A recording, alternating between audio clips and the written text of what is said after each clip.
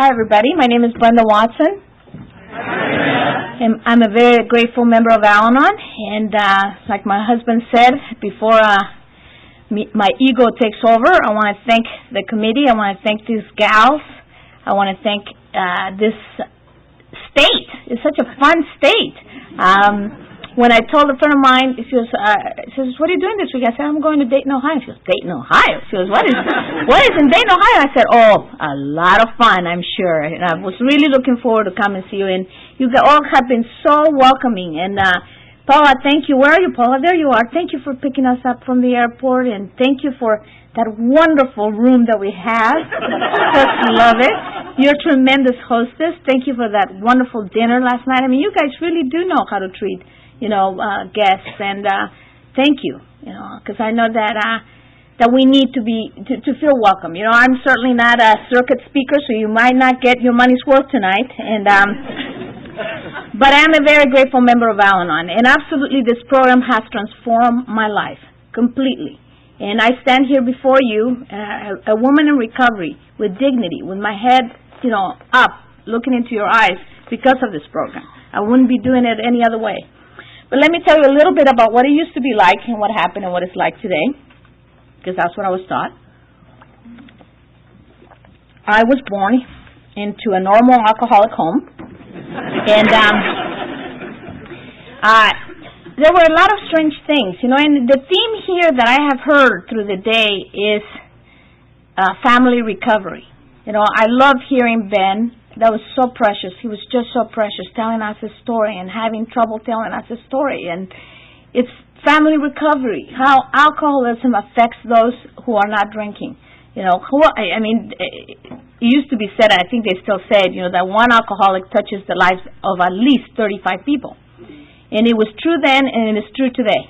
I was born into this home, and I was born in Guatemala City, Central America, which was the nature of my first resentment, because I felt like so out of place, like many of us feel, like I was totally born in the wrong place. And there was alcoholism at its best going on in my home. My mother was one of the most beautiful women I've ever seen, young.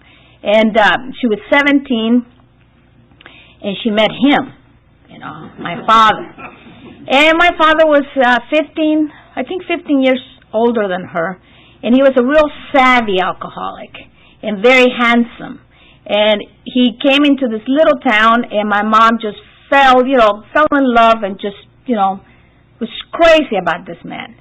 And in the meantime, my grandmother, who was my mother's mother, was married to this other alcoholic, who was my grandpa, who I absolutely love my grandpa. My grandpa was not a mean alcoholic. He was always happy. That was my introduction to drinking that I saw, is that my grandpa drinks and he's happy.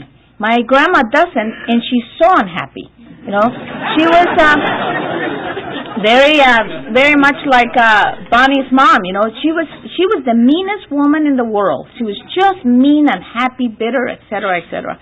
And there's my mom, just adorable as she could be, and this man kept on promising her the world, and she kept on having babies. She was a good Catholic, and I think about the time she had the fourth child, she realized he wasn't going to get divorced. So, you see, as I came into this family, into this world, there was already a secret. Alcoholism was keeping a secret in our family. And there was a feeling of dirtiness and cheapness and a shame from the very beginning. From the moment I was born, there was this feeling of shame, and we're keeping a secret. And of course, they were keeping a secret. And what happened is, after year of getting a telegram from my father on my birthday, my mother got a little tired, and she said, "Honey, I have to tell you that," and she didn't need to disclose this to me, but she was in no program, and she said, "All those telegrams that you received on your birthday are not from your father. They're really from me. I'm the one that has been sending it to you." And I discovered this, this secret, and the reason why my father kept us a secret from his family. I have come to find out many, many years later that my father had about 23 to 24 children that we know of with 6 different women. I'm still finding them in the internet now.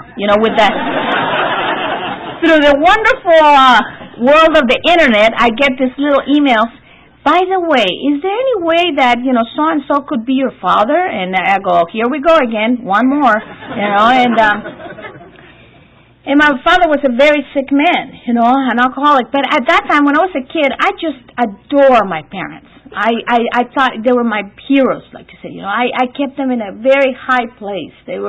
My mother was beautiful. My father was extremely intelligent. And I had, nothing but admiration for them. The one that I really could not stand was my grandmother. And my mother left us when I was about 7. She came to the United States because when she realized he wasn't going to divorce his wife, she escaped. She ran away from him because that's the only way she knew. That's the only tool she knew was to run away, leave her children behind, which was, one of the biggest sacrifices she could have made. But that's the only tool she knew. And she came to the United States and she left us with, Hitler's sister, which was my grandma. And my grandma, instead of being a sweet, loving grandma, became our parent, both parents. And, she was angry and she beat us and there was a lot of physical abuse. And because she was so focused on her alcoholic, my grandpa being drunk, she didn't see the type of things that were going on in our home.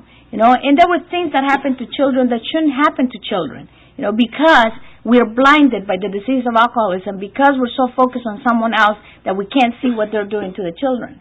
And there was stuff that was done to me early on that was to awaken a lot of different stuff that shouldn't have been awakened at that age. And I started to, grow up in this home where I just had like the fantasy of having parents. My biggest dream was that my mom and father would come for Christmas. I mean, I was like, every year, I made this big, long, greedy list to Santa Claus. But at the top of that list was, but I would much rather have my mom and my dad. I don't want any of the rest if you could bring my mom and my dad. And that, of course, never happened. And what it did for me, it was that I always carried this empty feeling and this feeling of I'm not loved. I'm not loved, I'm not wanted. And very early on, I was chasing boys. I was chasing boys at a very young age, and I discovered that if I could use my beauty or whatever I had, I would use it, and I could get your attention, and I didn't care how I would get it. And I was flirting with very older men when I was a child. And children shouldn't have to be doing this kind of stuff, and I didn't know it was wrong, and I didn't know that I had learned it, that I was innocent at one point, and that I learned it from someone else, and today I have a daughter, I have a child who's innocent, and I think that's exactly what I was like. So I get to relive that innocence that I was robbed of, by the disease of alcoholism. I get to relive it today. And so I was chasing him for a long, long time before I got to this program, and chasing that feeling of comfort, of just hold me and tell me that it's going to be okay. And of course, they couldn't give me that. I was always going to the hardware store for milk. I was always going to the well, the empty well for water. Always, always, always. And then something wonderful happened to me. I came to the United States in 1976. My mother brought us over here because there had been an earthquake in Guatemala, and she was afraid that something would happen to us and that she wouldn't be with us. So she brought us here, and I landed in the very, very perfect place. I was 17, and I landed in Hollyweird. And Hollyweird was my type of place. It was exciting and fun, full of mirrors, full of, boys dancing with boys, girls with girls, dogs with dogs. And it was just so fun. It was exciting. And it translated to me freedom. I came to the United States and I started to hear that what my grandmother had done to me when I was a kid was called child abuse. I thought it was discipline. That's what I grew up with. It was that's the way everybody in my country was disciplined. And I started to hear that if somebody hurts you, you can call the police and call the police on them. And that if I turned 18, that I was free to do whatever I wanted to do. And I was so happy to hear that. I was just so glad. And then, my life took a complete different turn. Because all I cared about was my freedom, fun, partying. Who cares about the consequences? I dropped out of high school, which was a really hard thing because I had been a great student up until then. But I thought, God, I'm so much smarter than these teachers. I was in 11th grade. And I was much smarter than these teachers. And why go to school when I can go to a party? And parties will start on Wednesday and end on Sunday. And that's what my whole life revolved around. It was just partying, being around people. I love people. I love, socializing. I love to walk into a room. That's why I love meetings. And I love AA and Al-Anon because we walk in and it's like so fun. There's people. I was not a loner because when I was alone, it was the demons that would come and hunt my head. The demons of what had happened when I was a kid. The demons of my father was never there. The demons of I hate my grandmother. I hope she dies. Those type of demons. Those were the ones that I had when I was alone. So I didn't want to be alone. I wanted to be with people all the time. And my whole life revolved around setting up, parties and going to parties and being with people. And I had a great time. I had an absolute great time. And then something happened in 1986 that really changed my life. And it got me into a spiritual path, and it got me to see that I could, come to know a different God. I had been raised Catholic, and as being raised in Catholic religion, I knew I was already going to hell. So I might as well sin as much as I can sin, because, like Sean said it, if you thought it, you done it. So, and I thought a lot too. So, I might as well really act on it and really go to hell. So, I had absolutely no God of my understanding. I had a very punishing God, and I had no concept of God, and I didn't want to have anything to do with God. But at that time, something happened to me, after a period of time of many, many years of destroying my life, God gave me an opportunity to walk in the sunny side of the street. And my spiritual journey began. But I had no clue what the program of Al-Anon was for a long, long time. There were rumors, and they talked about those Al-Anons, and they talked about, there is an Al-Anon. There were very few Al-Anons that I ever saw, and they were not somebody I would want to hang out with, They look weak, they look boring, they look, they were not my kind of people. And I didn't understand what the program of Al-Anon was until there was one day that I called Clancy, because I had heard that Clancy was a person that helped alcoholics. And my mother was killing herself. I had come to the United States and I had seen what alcoholism had done to my mother. She had married another man, and she had a child with this man, and my mother was getting beaten up by this man on a regular basis. She was leaving apartments full of furniture, leaving with this baby in the middle of the night so she could run away from him, so she could get back to him. And when I came here and I came to see that, my mother fell off that pedestal that I had her in. And I started to watch her deteriorate and just destroy her life and destroy all of us along with her. And remember, at 17 and 18, having fist fights with my mom, pulling hair, pulling the knife away from her arm so she wouldn't slash her wrist, and the drama, and the getting in the car, in the 502s, and the going to pick her up and she's naked by the liquor store. That's not the kind of stuff that a child wants to see in their parents, And I had to see it. And what happened is it made me very callous. It made me very cold. And it made me tough, and you're not going to get to me. And I started to treat my mother like like a piece of nothing. I took away at her dignity. I didn't treat her like my mother. I treated her like I was her mother, and that I knew best, and I knew what was better for her, and I was going to help her. I was going to help her. I was going to tell her what to do, and, treatment after treatment center, and after going to, I still have a piece of paper, and I keep it as a souvenir of my own disease, or where it says that my mother had been admitted to the general hospital for 57 times of alcohol dehydration. And I can guarantee you I was probably there 50 of those 57 times, because I loved her so much, and I couldn't believe that she couldn't help herself or that somebody couldn't help her. So my last phone call was to Clancy, because I had heard, some people heard me complain about my mother for years. And it's amazing they tolerated me as much as they tolerated me. I was used to taking her inventory, taking everybody's inventory, and they tolerated me. They didn't say anything. They mentioned Al-Anon. But they didn't say go to Al-Anon. They just mentioned it. Until I talked to Clancy and I called him and I said, Clancy, my mother's killing herself. I need to commit her to an insane asylum or someplace where she can get better. And he said the magic words. He goes, sounds to me like you got to go to Al-Anon. Boom. Hang up the phone. Now, one sentence. It was very simple. One sentence. He sentenced me to Al-Anon. That's what he did. And coming from a man like him, I heard him. But I thought, oh my God, why am I going to go here? So I went to my first Al-Anon meeting. And it was February 7th of 1991. And for the grace of God, I haven't had to leave this program since February 7th of 1991. And I walked into this meeting. My sister went with me because I was such a drama queen, and I just said, you have to come with me. And she was supportive, and so she took me. And we walked into this church in the valley, and it was full of people very much like you, and everybody was laughing, and everybody was joyful.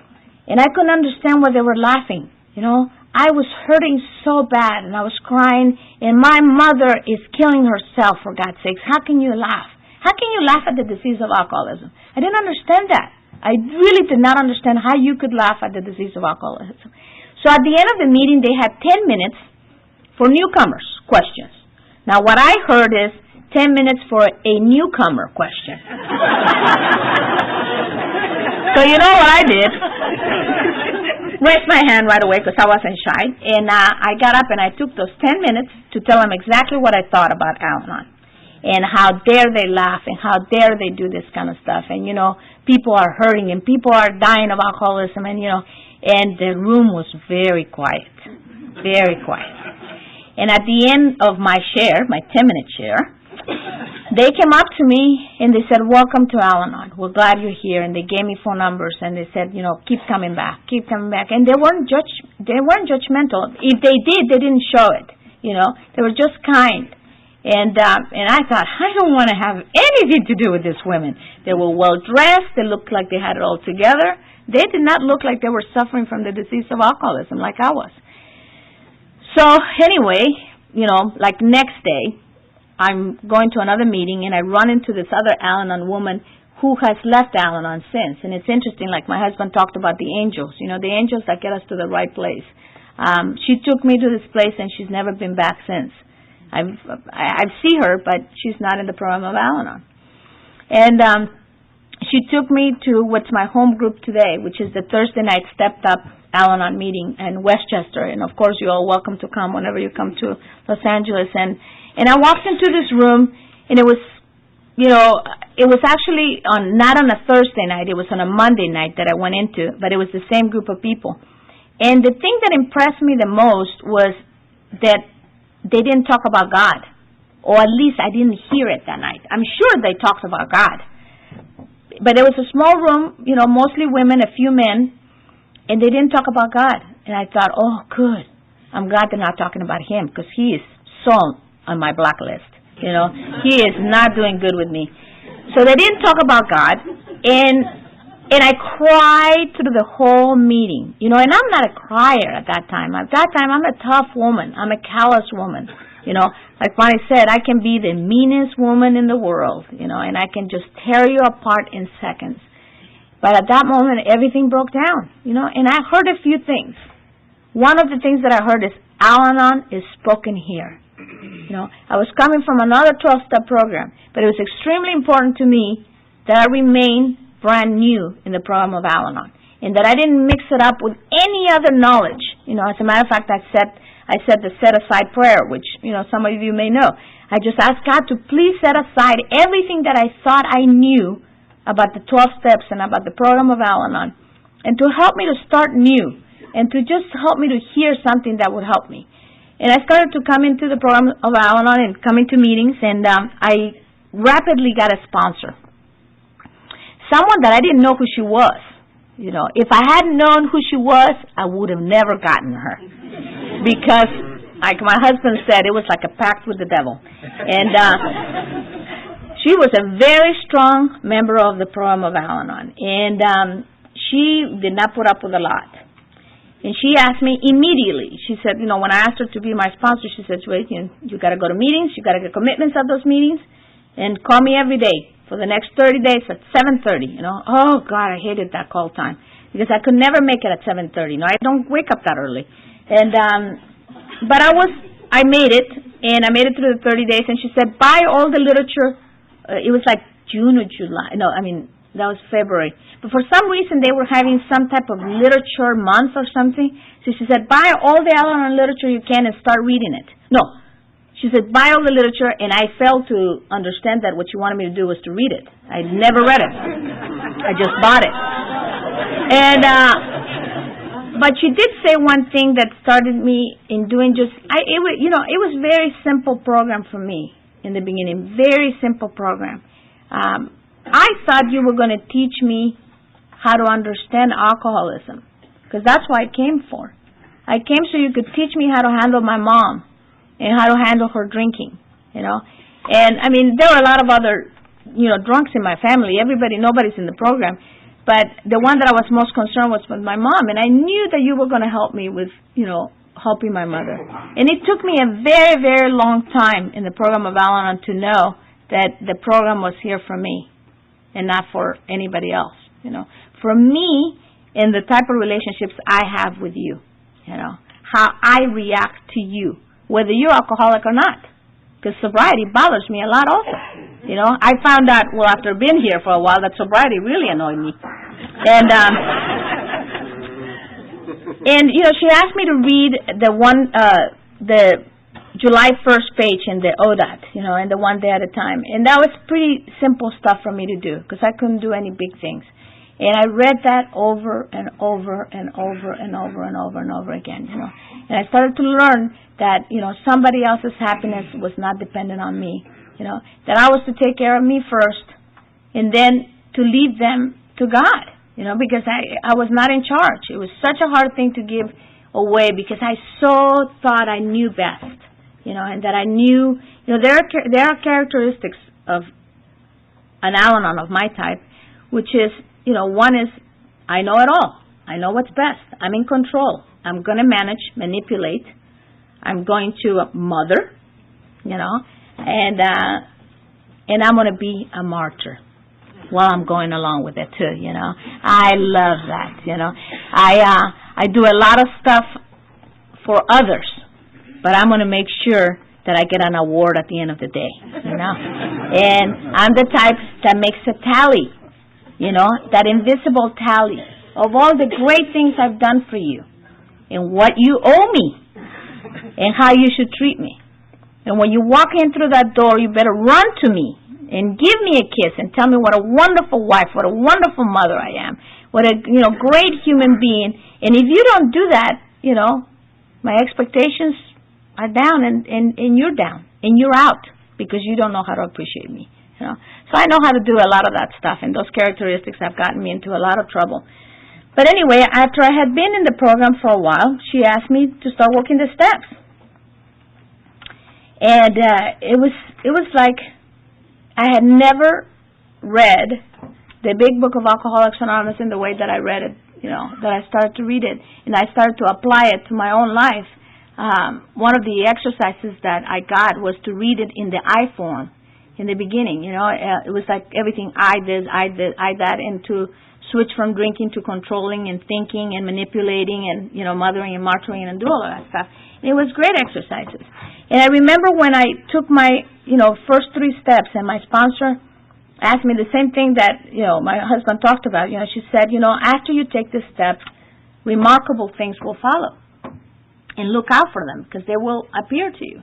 And she, when I shared these steps with her, she was able to let me know that for years and years and years, I had been blaming these people that were so extremely sick, that never got a glimpse, and that's why I'm so grateful for conference and things like this that we put together, because I know for a fact that less than a block away from here, there's a kid that is looking through the window doing what Steve and Sean did when they were kids, waiting for the car to pull up to see how their dad is doing today, I know there's a woman that got beaten up last night. I mean, we saw it in the news last night, or a couple of nights ago here. Was it last night? I think it was last night. I don't even remember how long.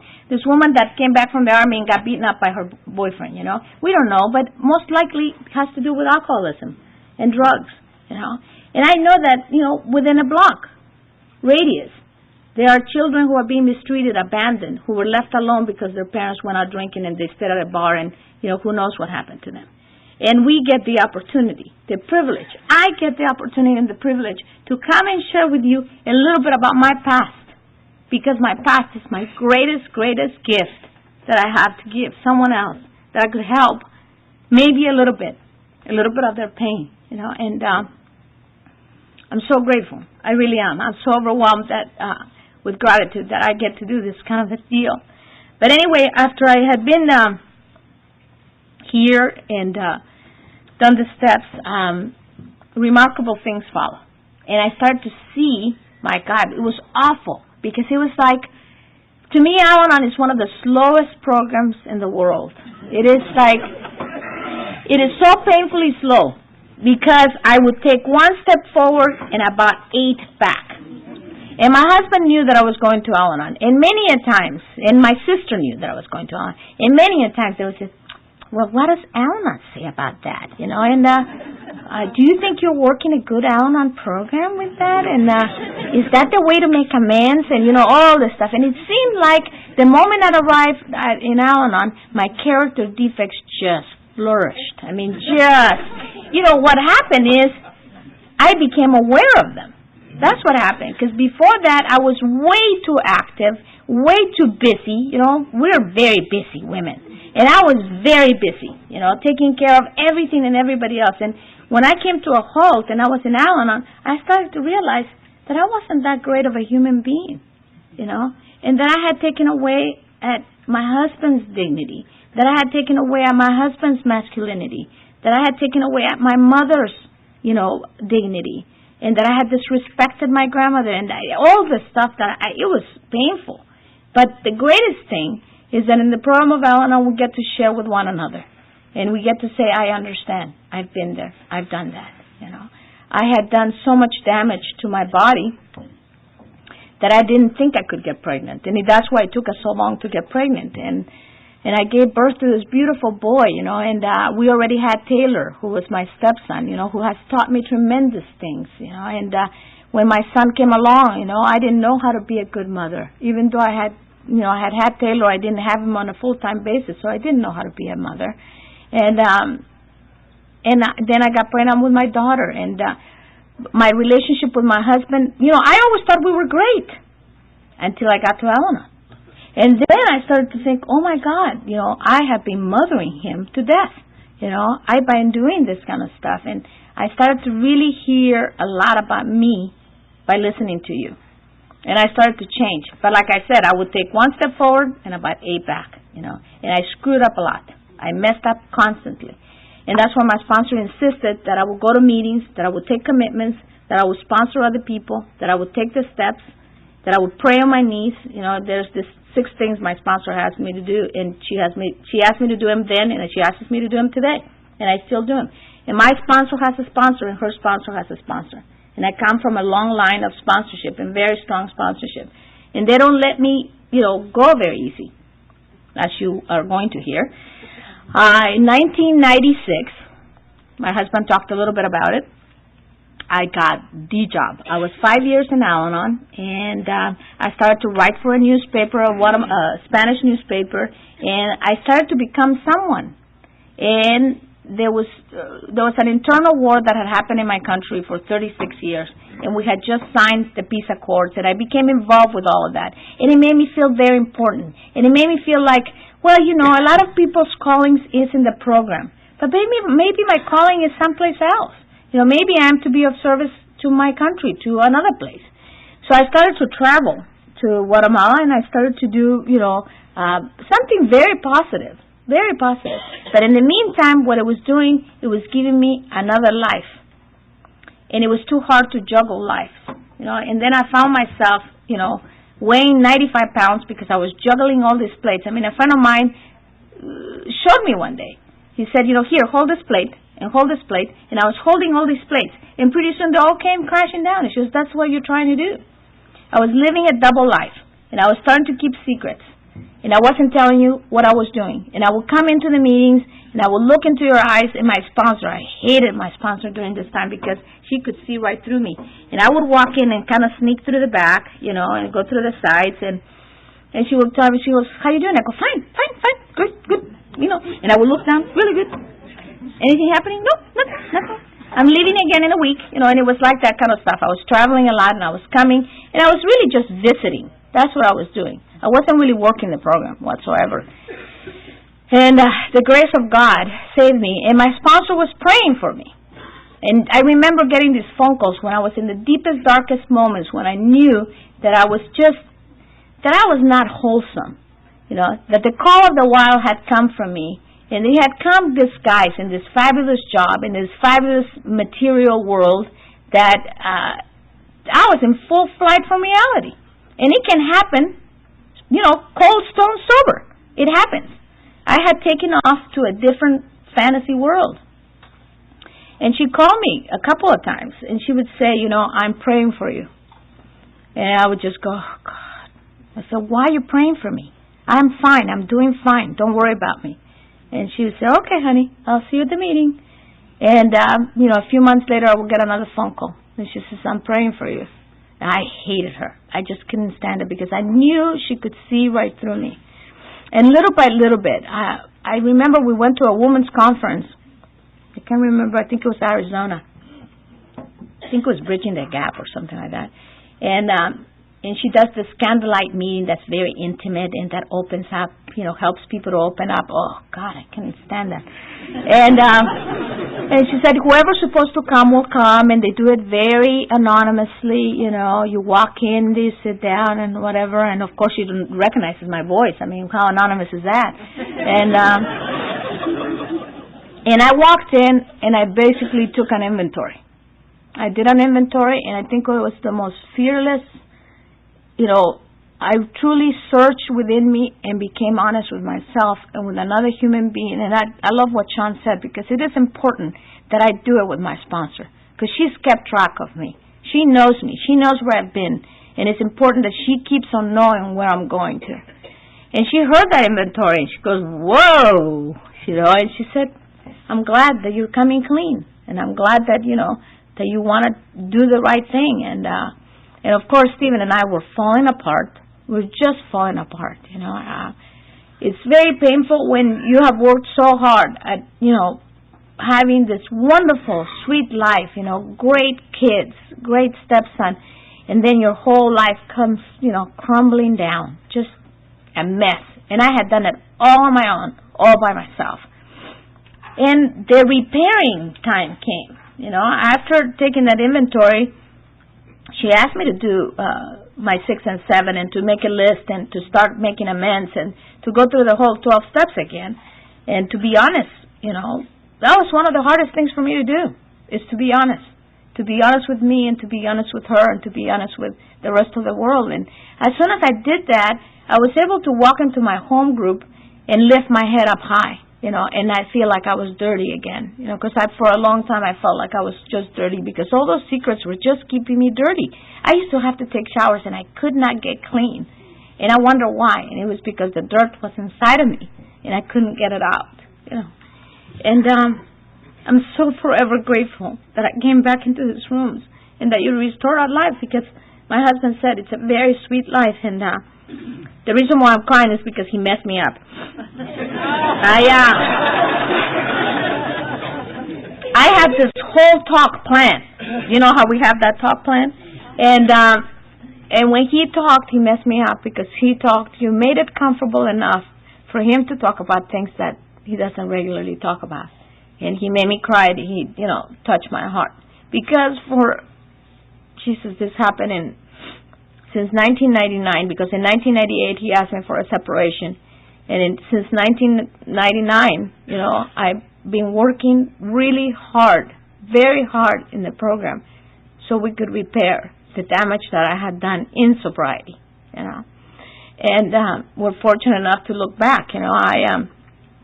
I have some incredible miracles that have happened as a result of me coming clean and doing all this kind of stuff.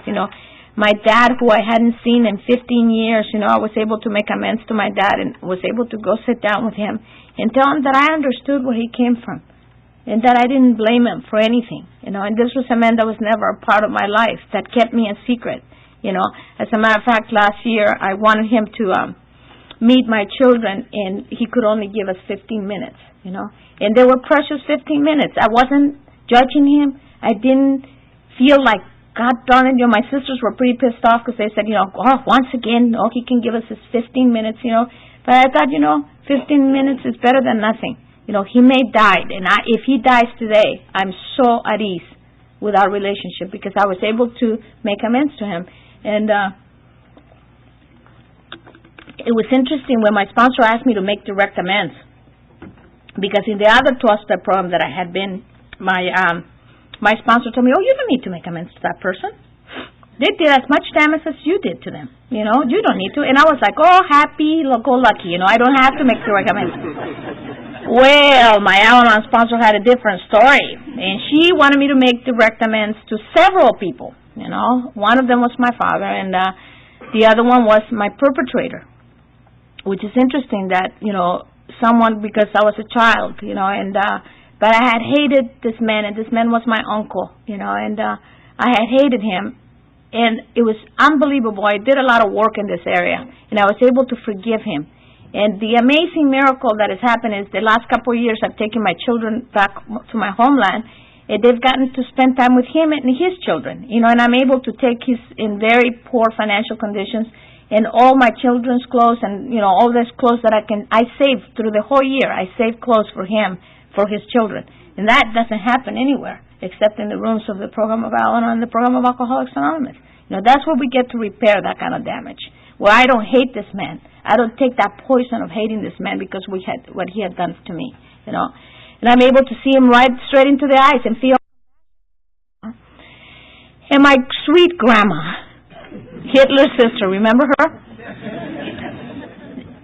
It's incredible because I had taken my grandmother's inventory. Many years before that, I had just, tore her apart, blamed her, and told her exactly what I felt.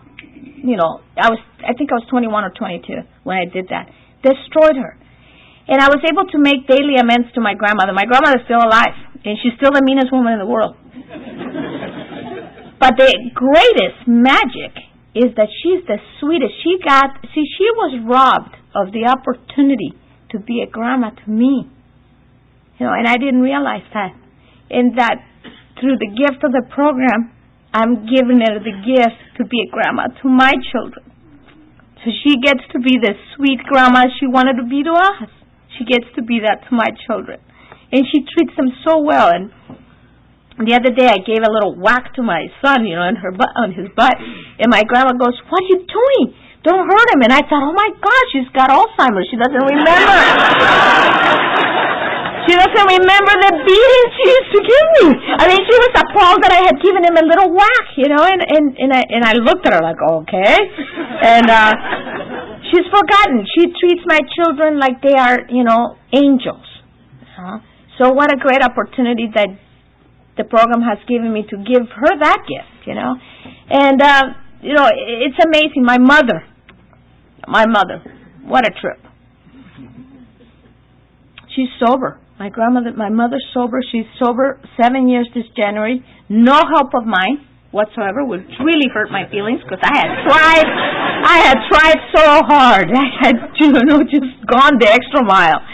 And, she ended up getting sober. She ended up in a treatment program. She went to AA for 6 months, went to a halfway house, and has gone back to church, to her Catholic church, and she's been doing it ever since with church. And she's a spiritual woman, and she's a sweet woman. And we had a business together, which was amazing because we had a business that was half in her drunkenness, which I went into tremendous debt. This is what Al-Anons of my type do. Because I thought, if I give her something that she really loves to do, and something that she really is interested, she will stop drinking. And I went into $33,000 of debt over this venture with my mom while she was still drinking. I mean, what kind of insanity is that? And my mother's a wonderful artist in the kitchen. You know, she creates wonderful food, and it was a wonderful business for 10 years. And my mother got sober in that business, and we got to close it successfully and be able to pay all those debts and be able to walk away and go on a vacation and say we had a great experience together. And my mother's watching my kids this weekend. You know, she's staying at my house, and she's staying with my mother-in-law, which is another story. I mean, I can't even go into, you know, this woman that has been, I mean, this is where I go, where I get really touched, is that you and I have an opportunity to sit here, and this woman, you know, has been alone for the last 40 plus years, Steve, or something like that, you know, after the tragedies that happened in her life. Alcoholism took her husband. Alcoholism took her child, her daughter. You know, alcoholism took her son-in-law. Alcoholism got her son in the worst places. Yet she has never been given the gift of a tool to act different, to take care of herself. You know, I have a tremendous amount of compassion for her, and passion, because sometimes, you know, sometimes when I really want to just react to the disease, because she is affected by the disease of alcoholism. She is an active alcoholism, you know, and when I want to react, I just hear my sponsor's voice, you know, put the invisible tape over your mouth, you know, treat her with respect, you know, walk away before anything. And remarkable things follow, because I do act, you know. I don't feel like I have acted badly, especially in the last few years. Before that, I acted badly several times where I reacted. You know, it's progress, not perfection, and I can hold on to that one, believe me, but I work hard at not reacting to the disease of alcoholism, because it comes in all shapes and forms, you know. And as I have discovered in this program, is that I don't just react to the disease of alcoholism when they're sober or drunk. It's amazing, but a lot of people bother me. People that they're not in the program. You know, people at school, people at churches, people in my workplace, you know, wherever I go, people bother me. And I have discovered in the program that it has really, my sponsor had an exercise that she gave me, which I couldn't stand, because she said, you know, why don't you write down, actually she said, why don't you write down 5 names of women that you think are your heroes today. And I wrote, you know, amazingly, I wrote my mother. That's unbelievable. Then I wrote my grandmother. Then I put my sponsor. And I put my other sponsor, because I have 2 sponsors. I need all the help I can get. And then I put this other friend of mine who passed away. And she said, write down all their qualities and all the things that you think are amazing about them. And I wrote all their qualities. And I wrote, you know, these are women that are strong, women that are intelligent, and women that are beautiful, and all these things that I wrote about them. And then she said, you have all those qualities, because if you didn't have them, you wouldn't be able to recognize them in them. But here comes the trick. Anytime that I feel something is wrong with you, and I start to list it, you know, and she had me do that too. Then she said, there's a little bit of you, and sometimes percentages-wise can be a lot, and, you know, and she did it in a very gentle way. But basically, she told me that when I think that someone's a bitch, I certainly have plenty of that in myself, you know, and that's a hard pill to swallow. You know, I didn't want to hear that. So now I'm very careful when I judge you. Very careful. It's amazing what happens with that. And, you know, I don't have a lot more to say. I can tell you that I'm a great mom. In all these years, if anything I can say is that I'm a great mom. My children are the most, and of course all of us think the same way, but I think my kids are really special. They're very bright. They have a lot of my blood in it. They are spitfires. You know, they are very strong, opinionated, very intelligent, they're artistic. You know, I took them to an art class hoping they didn't have any talent because I didn't want to pay for it. It was kind of an expensive class. And when they came out with this, like, pieces of art, beautiful pieces of art. I go, I'm doomed. You know, they have this wonderful talent. And they express themselves, and they let me know. You know, they tell me, Mom, I'm going to miss you this weekend. I wish you weren't going, you know. And I get to come back, you know, where my mother couldn't come back to me for many years. I'm able to go back to my children. You know, I don't leave them for very long anymore, you know.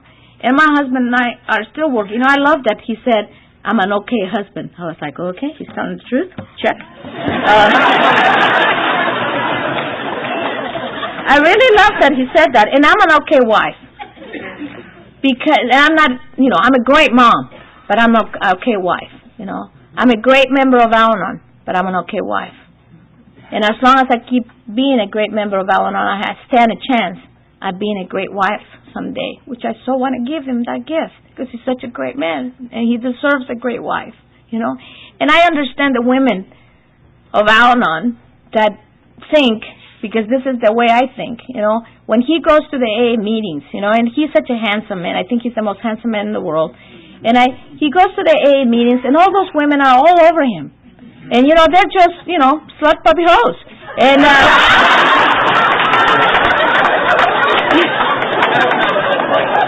and I'm afraid he's going to leave me, you know, and he tells me, you know, we've been together 17 years.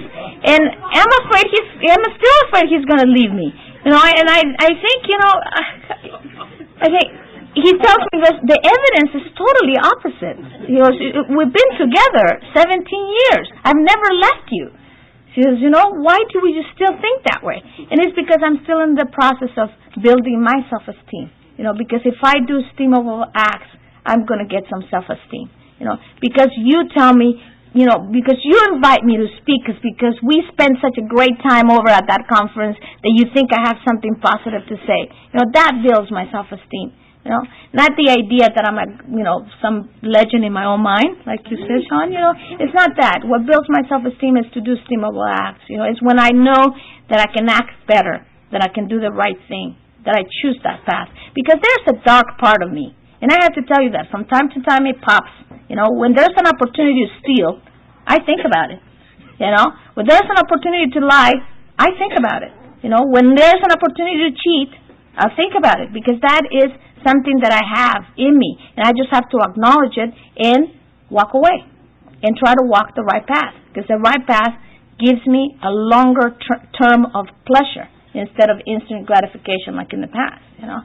So I want to thank you for inviting me over here, and I want to leave you with one thing. And like Bonnie, you wrote something, so I want to read this to you.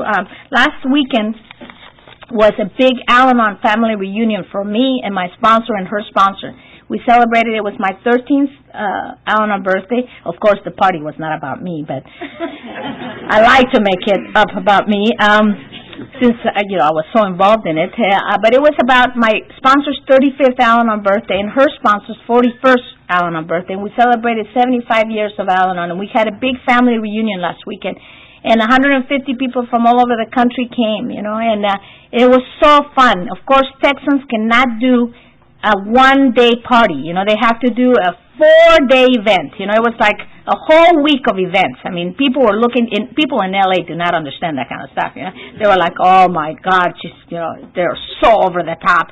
You know, and it was over the top because we should celebrate recovery that big. We should all celebrate recovery that big because we shouldn't take it lightly. You know, how many of us are here? And how many of them are out there? You know, it does not match. The percentage does not match. And in that weekend, there was something that, you know, she talked a lot about, and there was a passage in the big book from the family afterward that, you know, she read and she talked a lot about it through the whole weekend. And one of the little extras, I was going to memorize it, but I can't do that. You know, my brain is fried. But it says that cling to the thought that in God's hands, the dark past is the greatest possession you have. The key to life and happiness for others. And what? What did I read? For others is and it can be overt, what? Oh my God, I'm sorry, you guys. It can be life, yeah, but basically, you know what it says is, see, I wrote it so I wouldn't screw up, and my sponsor always says, don't screw up, and guess what I just did? I just screwed up. And it's avert death and misery for others. So through me sharing my past, my dark past with you, you know, I get to help maybe somebody's misery and even somebody's death. So thank you for that opportunity.